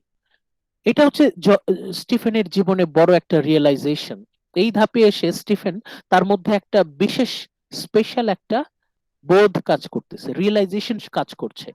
স্টিফেন সে তার নিজের মতো করে তার জীবনটাকে উপভোগ করতে চায়, সে নিজের জীবনটাকে উপভোগ করতে চায়। He wishes to enjoy his life fully. সে কোনো ধর্ম, সমাজ, রাজনীতি, রাষ্ট্র, এসব কোনো বিধিনিষেধ সে মানবে না। সে পরিবার, সমাজ, ধর্ম, রাজনীতি সবকিছু বাদ, সে তার জীবনটাকে পুরোপুরি উপভোগ করতে চায়। স্টিফেন জানে সে ইনকমপ্লিট, স্টিফেন জানে যে সে পারফেক্ট না, nobody is perfect, everyone is imperfect, কিন্তু এই ইমপারফেক্ট এক্সিস্টেন্স কে নিয়ে জীবনটাকে এনজয় করা যায়? আপনি আপনার ইমপারফেক্ট এক্সিস্টেন্স নিয়ে, আমরা কেউ ইমপারফেক্ট, আমরা সবাই ইমপারফেক্ট, আমরা কেউই পারফেক্ট না। আপনি, আমি, আমরা সবাই উই আর ইমপারফেক্ট, কিন্তু তার মানে এই না যে আমরা আমাদের জীবনটাকে এনজয় করতে পারবো না। আমরা আমাদের সেই অধিকার আছে, আমরা আমাদের জীবনটাকে এনজয় করতে পারবো। এই যে স্টিফেনের রিয়েলাইজেশন, এটা কিন্তু বড় ধরনের একটা পরিবর্তন তার মধ্যে নিয়ে আসে। স্টিফেন বুঝতে পারলো যে হ্যাঁ, Stephen realises that he is imperfect, কেউই পারফেক্ট না, কিন্তু তার মানে এই না যে সে তার জীবনটাকে উপভোগ করতে পারবে না। স্টিফেন তার জীবনটাকে এনজয় করবে। Stephen wishes to enjoy his life. এই সিদ্ধান্ত সে নিল, যেভাবেই হোক Stephen, by any means Stephen will enjoy his life to the fullest. সে তার জীবনটাকে পুরোপুরি এনজয় করবে। This acceptance will allow Stephen to escape. এখন স্টিফেন মনের মধ্যে সেই দম, সেই সাহসটা চলে আসছে যে যেভাবেই হোক আমি আমার জীবনটাকে এনজয় করব। এখন সে পালাবে। কোথা থেকে পালাবে? সে পারিবারিক বন্ধন থেকে পালাবে, সামাজিক দায়বদ্ধতা থেকে পালাবে, ধর্মীয় যে বিধিনিষেধ কারাগার সেটা থেকে পালাবে, সে রাজনীতি থেকে পালাবে, সেই দেশ থেকে পালাবে। সে আবার তখন চিন্তা করছে যে he comes to look at the priest's suggestion as a kind of trap. এখন ধর্মের প্রতি জীবন উৎসর্গ করা এটা একটা ফাঁদ, it's a trap, a way for the Jesuit to take Stephen from his own fate and make him serve their ends. ধর্মের প্রতি যদি জীবন উৎসর্গ করা হয় তাহলে স্টিফেন কোনোদিন সে তার জীবনের যে আনন্দ সেটা উপভোগ করতে পারবে না। সে ধর্মকে শেষবারের মতো বর্জন করলো, সে ধর্মের পথে আর ফিরে আসবে না। That was his last escape. এই যে এসকেপ, মেন্টাল এসকেপটা কিন্তু এটা ফিজিক্যাল না, সে কিন্তু লিটারালি পালাচ্ছে না, সে মেন্টালি এসকেপ করছে। এবং ইট ওয়াজ আ ফাইনাল এসকেপ। ধর্ম থেকে সে একদম চিরতরে ফিরে আসলো। Escape becomes a powerful motive towards the end of this chapter. আমরা দেখছি যে স্টিফেন পালাচ্ছে, স্টিফেন ধর্মের বেড়াজাল থেকে পালাচ্ছে, সামাজিক দায়বদ্ধতা থেকে পালাচ্ছে। স্টিফেন চাচ্ছে তার জীবনটাকে সে পুরোপুরি উপভোগ করবে। Joyce uses Daedalus. James Joyce সেইখানে ওই রূপকথা, গ্রিক রূপকথার যে চরিত্র ডেডালাসকে ব্যবহার করেছে স্টিফেন্স মিথিক্যাল নেমসেক। দুজনের নাম একই, যদি দুজনের নাম একই থাকে তখন তাদেরকে বলা হয় namesake. Namesake as a symbol for what Stephen was born to do. স্টিফেনের জন্মই হয়েছে স্বাধীনভাবে বাঁচার জন্য, জীবনকে উপভোগ করার জন্য। He must escape Ireland. Stephen Dedalus সে সিদ্ধান্ত নিয়ে নিল যেভাবেই হোক এই দেশ ছেড়ে পালাতে হবে।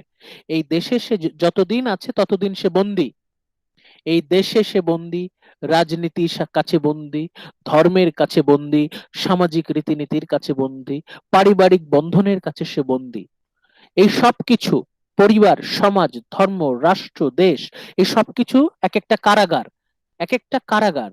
This all constrict his freedom. জীবনটাকে এনজয় করতে হলে প্রয়োজন পরিপূর্ণ স্বাধীনতা। In order to enjoy life to the fullest, one needs ultimate freedom, full independence. এখানে আমরা দুজনের কথাই বলছি। আমরা এখানে স্টিফেন ডেডালাস আমাদের নভেলের যে মূল চরিত্র তার কথাও বলছি, আমরা আমাদের যে রাইটার জেমস জয়েস তার কথাও বলছি। এই দুজনের মনের কথা, এটা হচ্ছে দুজনেরই মনের কথা, এমনকি আমাদেরও অনেকেরই মনের কথা, তাই না? আপনাদের মনের কথা না যে বাংলাদেশে থেকে কি হবে, বাংলাদেশে কিছুই করা যাবে না, কানাডা চলে যাব, অস্ট্রেলিয়া চলে যাব, আমেরিকা চলে যাব, ইউরোপ চলে যাব, তাই না? আপনাদের মনের কথা না এটা? বাংলাদেশে থেকে কি হবে, বাংলাদেশে থেকে কি হবে? এখানেও জেমস জয়েস অথবা স্টিফেন ডেডালাস, যে নামেই ডাকি দুজন তো একই মানুষ, স্টিফেন ডেডালাস সেই ফিলিংসটা তার মধ্যে আসছে যে আমি যদি আমার লাইফটাকে পুরোপুরি এনজয় করতে চাই এই দেশে সেটা সম্ভব না। মানে স্টিফেন ডেডালাস এবং জেমস জয়েস দুজনেরই মনের কথা এটা। They wanted to live life to the fullest. তারা তাদের জীবনটাকে পুরোপুরি উপভোগ করতে চেয়েছেন। জীবনটাকে পুরোপুরি উপভোগ করতে হলে আলটিমেট ফ্রিডম, কমপ্লিট ইন্ডিপেন্ডেন্স প্রয়োজন, যেটা আয়ারল্যান্ডে কোনোদিনই সম্ভব ছিল না। এই জন্য তারা একটা সিদ্ধান্ত নিল যে এই দেশে তারা আর থাকবে না। They will leave Ireland, they will leave Ireland. তারা আয়ারল্যান্ড ছেড়ে চলে যাবে। কেন তারা আয়ারল্যান্ড ছেড়ে চলে যাচ্ছে? কেন তারা তাদের পরিবার, সমাজ, ধর্ম, রাষ্ট্র, রাজনীতি, দেশ সবকিছু ছেড়ে সে চলে যাচ্ছে? কারণ তারা তাদের জীবনটাকে পুরোপুরি উপভোগ করতে চায়। They wishes to enjoy life to the fullest. এই দেশে থাকলে সেটা সম্ভব না। Yes, Khadija Akter Romina, very good. মানে এটা এটা কিন্তু আমাদের জীবনের সাথে অনেক বেশি রিলেটেড, আমাদের জীবনের সাথে অনেক বেশি রিলেটেড। এটা আমাদের এখানে আপনারা যারা আছেন, যে কয়জন আছেন, 90% আপনাদের মনের কথা এটা, তাই না? যে এই বাংলাদেশে থাকলে তো আমি আমার নিজের মতো করে জীবনটাকে গোছাতে পারবো না, কারণ এই দেশে তো কোনো স্বাধীনতা নাই। এই দেশে আমাকে পদে পদে মানুষজন আটকে ধরে, ধর্মের বেড়াজালে আবদ্ধ, এটা করা যায় না, ওইটা করা যায় না, হয় পরিবার বাধা দেয়, নয় সমাজ বাধা দেয়, নয় ধর্ম বাধা দেয়, নইলে রাজনীতির বেড়াজালে পড়ে যায়। মানে নানা দিক থেকে বাংলাদেশ একটা জেলখানা। এই জন্যই তো যারা মোটামুটি পড়াশোনা জানে, বেশিরভাগ ক্ষেত্রে 90% বেশিরভাগ, তারা কিন্তু মোটামুটি পড়াশোনা জানলেই তারা বিদেশ চলে যায় এবং ওইখানে গিয়ে তারা সেটেল হয়। তাদের ধারণা এই দেশে কখনোই কেউ স্বাধীন না, সবাই পরাধীন। নামে মাত্র সবাই স্বাধীন, কিন্তু আসলে সবাই পরাধীন। এই ফিলিংসটা কিন্তু স্টিফেন ডেডালাস ওই সময়, এমনকি জেমস জয়েস ওই সময় আয়ারল্যান্ডের উপর তাদের যে মনোভাব, সেটা যে আয়ারল্যান্ড একটা জেলখানা, বড় একটা জেলখানা, এখানে কেউ কখনো স্বাধীন না, no one is actually free, no one is independent, কেউ তার জীবনটাকে পুরোপুরি এনজয় করতে পারে না, সবাই পদে পদে আবদ্ধ, সবাই বন্দী। অতএব Stephen Daedalus and James Joyce তারা দুজনেই সিদ্ধান্ত নিয়েছিল তারা এই দেশ ছেড়ে চলে যাবে, কারণ তারা বাঁচার মতো বাঁচতে চায়। আজকে এই পর্যন্তই থাকুক, নেক্সট ক্লাসে আমরা এখান থেকে কন্টিনিউ করব। নেক্সট ক্লাসে আমাদের নভেলটা শেষ হয়ে যাবে, we will complete our novel in the next class. আমাদের আগামী বুধবার আমরা আমাদের 15 নম্বর লেকচারে, লেকচার 15-এ আমরা আমাদের লেকচারটা শেষ করে দেব, মানে নভেলটা শেষ করে দেব। তারপরে আপনাদের এই যে নভেলটা পোর্ট্রেটের উপর আপনাদের সবাইকে একটা করে প্রেজেন্টেশন সাবমিট করতে হবে 5 মিনিটের। সেই প্রেজেন্টেশনটা হবে যে how do you personally feel about this novel. আপনি ব্যক্তিগতভাবে এই উপন্যাসের যে চরিত্র স্টিফেন ডেডালাসের সাথে কোন কোন দিক থেকে কানেকশন ফিল করেন, এই নিয়ে একটা 5 মিনিটের প্রেজেন্টেশন আপনারা সবাই ঈদের পরে জমা দিবেন, ঈদের ছুটির পরে ফাইনালের আগে। এই উপন্যাসটা পড়ে আপনারা আপনার পার্সোনাল ফিলিংস সেটা আমাদেরকে জানাবেন। সেটা কেমন হবে? ধরেন আপনার 5 মিনিটের প্রেজেন্টেশন, আপনি 2 minute, highest 2 minutes you will tell about this novel, বড় জোর 2 মিনিট, তারপর 3 মিনিট আপনার নিজের সম্পর্কে বলতে হবে, যে কিভাবে এই উপন্যাসের বিভিন্ন পর্যায়ের সাথে আপনার নিজের কানেকশন আপনি পেয়েছেন। অনেকগুলো বিষয় আমরা কভার করেছি, অনেকগুলো বিষয় আপনি কোন পর্যায়ের সাথে নিজেকে কানেক্ট করতে পেরেছেন এবং সেটা ডিটেইলে বলে রেকর্ড করে আমাকে পাঠাবেন। আপনি বাংলা ইংরেজি মিক্স করে প্রেজেন্টেশন দিতে পারেন, কোনো সমস্যা নাই, ঠিক আছে? এটা আমরা নেক্সট ক্লাসে আরো ক্লিয়ার করব কিভাবে প্রেজেন্টেশনটা জমা দিবেন ঈদের পরে। আপনারা এই স্লাইডগুলো ভালো করে দেখতে থাকেন, নেক্সট ক্লাসে আমরা নভেলটা শেষ করে দেব। থ্যাংক ইয়েস তাসনুভা বলেন। স্যার আসসালামু আলাইকুম। স্যার ওয়ালাইকুম আমাদের মিডের খাতা তো আমি পাই নাই রেজাল্ট। মিডের খাতা পেয়ে যাবেন, কয়েকজনের বাকি আছে, সবারটা একসাথে দিতে চাচ্ছিলাম তো আমি একটা আলটিমেটাম দিয়ে দিয়েছি, তারা যদি না দেয়, যাদেরটা কমপ্লিট আছে তাদেরটা দিয়ে দেব। আমি চাচ্ছিলাম সবার রেজাল্ট একসাথে দিতে, যেহেতু অনেকে মানে টালবাহানা করছেন, তাহলে তাদেরটা আমি পরেই দিব। আমি ইনশাল্লাহ ছুটির আগে আপনারা আপনাদের রেজাল্ট পেয়ে যাবেন। জি স্যার, থ্যাংক আমি ইউ। চেষ্টা করব বৃহস্পতিবারের মধ্যে আপনাদের রেজাল্টটা দিয়ে দিতে। অনেকেরই হয়ে গেছে, 80% খাতা দেখা হয়ে গেছে, বাকি 20% আমার মানে একটু ঝামেলা হচ্ছে, তাদের সাথে যোগাযোগ করার চেষ্টা করছি।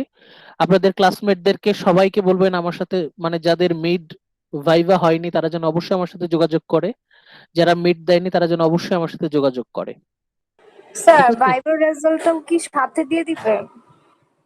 ভাইভা তো মিড টার্মেরই একটা অংশ। জি মানে সেটা কিভাবে বুঝবো যে কোনটা ভাইবার আর কোনটা মিড? মানে অ্যাড করে দিবেন নাকি আলাদা আলাদা করে জাস্ট আমাদেরকে দিয়ে দিবেন?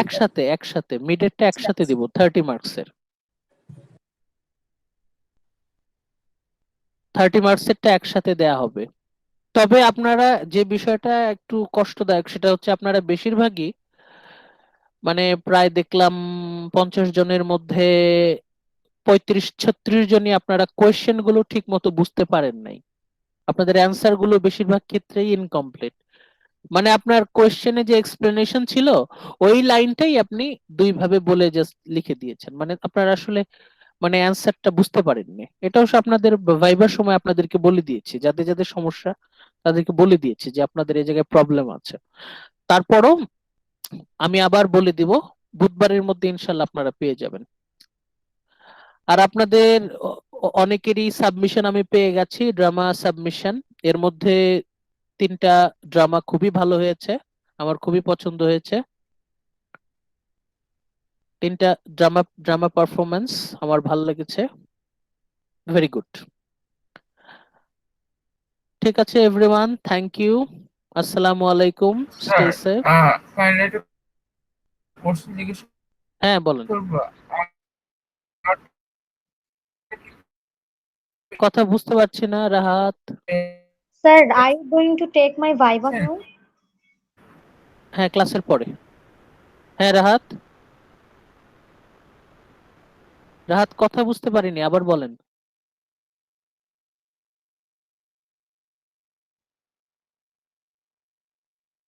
স্যার যাদের ড্রামা প্রেজেন্টেশন ভালো হয়েছে ওগুলো কি আপলোড দিবেন? আমি তাদেরকে জানিয়ে দেব।